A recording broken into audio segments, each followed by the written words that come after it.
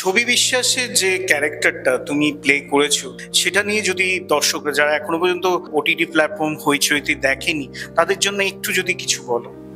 ছবি বিশ্বাস আমার মনে হয় মানে সবাই বলেন যে চরিত্রগুলো করে যে আমি এটা একদম অন্য ধরনের চরিত্র করছি, কিন্তু সত্যি ছবি বিশ্বাস একটা অন্য ধরনের সিরিজ। মানে প্রত্যেকজনের নাম ওই সিরিজের চরিত্রে মানে আগেকার দিনে যারা অভিনয় করেছেন মানে কাননবালা দেবী, ছবি বিশ্বাস, বসন্ত, তো এই নামগুলোর সাথে যারা রিলেট করতে পারেন, যারা পুরোনো সিনেমা দেখেন, একটা তো ভালো লাগা যুক্ত, প্লাস যারা থ্রিলার দেখতে ভালোবাসেন, মানে খেতে বসে যাদের মনে হয় যে একটা কিছু দেখলে থ্রিলার হলে সেটা ভালো হয়, তারা অবশ্যই ছবি বিশ্বাস দেখুন।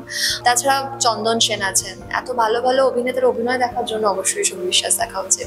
রিলস, তোমার ফলোয়ার ইত্যাদি দেখে এখন এর সিলেকশনের মেথড এখন শুরু হয়েছে।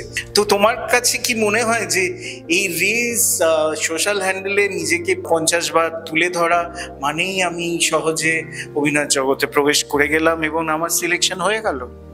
এটা খুব কঠিন প্রশ্ন করেছে। এটা না অনেকগুলো ভাগ আছে, মানে কিভাবে বোঝাই তোমাকে। একটা হচ্ছে যে আমরা দায়ী কোথাও, কারণ আমরাই তো সোশ্যাল মিডিয়াটাকে এতটা, দেখো সোশ্যাল মিডিয়ার গুরুত্ব আছে কিন্তু সেটাকে একটা পর্যায়ের বাইরে ইম্পর্টেন্স দেওয়াটা আমরাই কোথাও দায়ী। তো রিলস কারা করেছে? আমরাই তো করেছি, মানুষরাই করেছি। এবার রিলসের অভিনয়টা যে প্রাধান্য পাবে তারা সেটা কারা ডিসাইড করেছে? আমরাই ডিসাইড করেছি। আচ্ছা, কিছু কিছু রিলসে ভিউজ থাকে 1 মিলিয়ন, যেটা তোমার আমার এমনি দেখে হয়তো মনে হবে এটা কি, এটা কেন করেছে, কিন্তু ভিউজটাও তো আমরা দিচ্ছি। তো এইটা একটা অদ্ভুত সিচুয়েশন।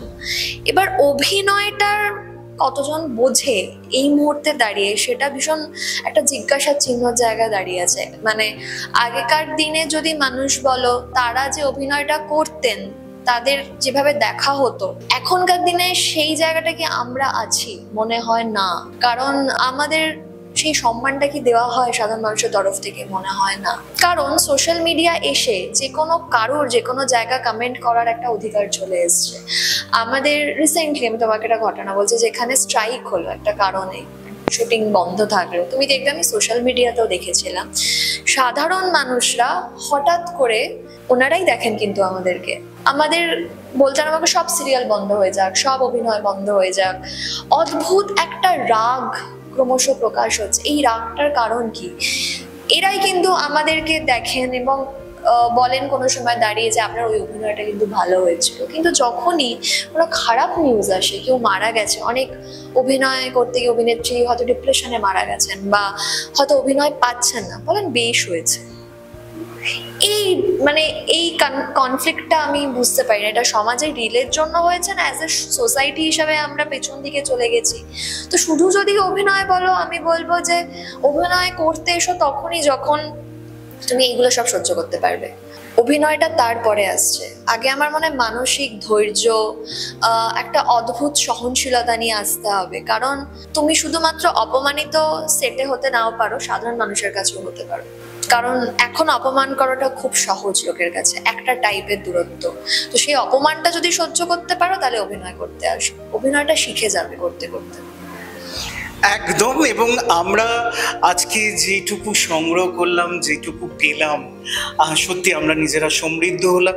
আপনার ওপরে যারা আছেন, টুডে স্টোরির যারা প্রিয় দর্শক, যারা আমাদেরকে এত ভালোবাসা দিয়েছেন, আমাদের কয়েকটা বিগত এপিসোডে সেলেবারটা বলো বা আনকাট বলো, আমরা সত্যি আপনাদের কাছে কৃতজ্ঞ। আগামীতেও এরকম আড্ডা চলতে থাকবে। আজকে আমরা এই আড্ডা থেকে বিরতি নিচ্ছি, আবার দেখা হবে নিশ্চয়ই অনুরাধার সঙ্গে এবং সেখানে চলবে এরকমই জমজমাট আড্ডা। ভালো থাকবেন, সুস্থ থাকবেন এবং দেখতে থাকবেন টুডে স্টোরি। নমস্কার।